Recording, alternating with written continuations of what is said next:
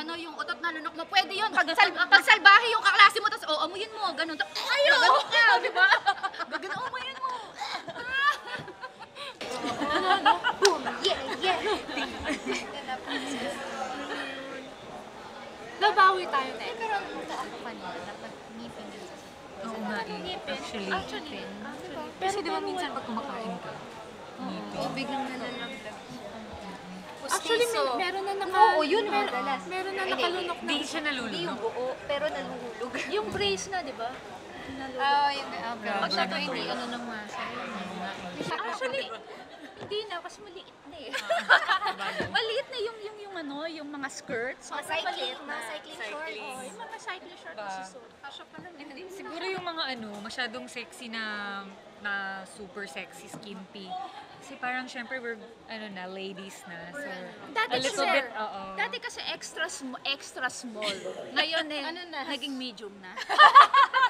Di, pero nasusuot pa rin naman siguro. Nasusuot pa naman namin. Yung mga stretch. Suot pa naman natin yung mga stretchables. Dati yung hita lang natin, yung bewang natin. Ngayon, iba na. Sinusuot namin dati na hindi nakasya ngayon. Boots!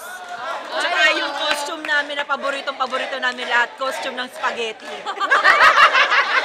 Hindi, yung dati, feeling mo small ka pa rin hanggang ngayon. Yung nga sabi ko yung dating small XL na pala. Dress ako eh. Ikaw experience kaso wala eh. Yung mga dress ko hindi nakasya sa akin. Marami kaming damit noon na yung size kasi namin from extra small to small lang lagi. Tapos pag pinilit mo siya, hanggang tuhod na lang.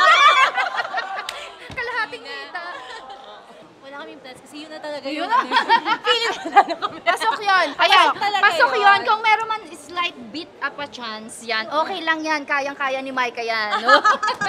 Lord, sinisigura na ako. Sa ngayon, naniniwala kami tama ang sagot ni Maren Ivy. Wow, yes. Kaya wala kaming other plans. Pasok yan. Positive yan. Pasok. Amin yan.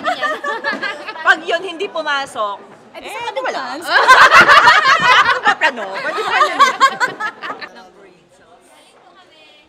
Yes, nakakakaba. Parang nakakablangko ng utak pag tinatanong ko. Kasi parang parang sobrang scary na baka magkamali ka.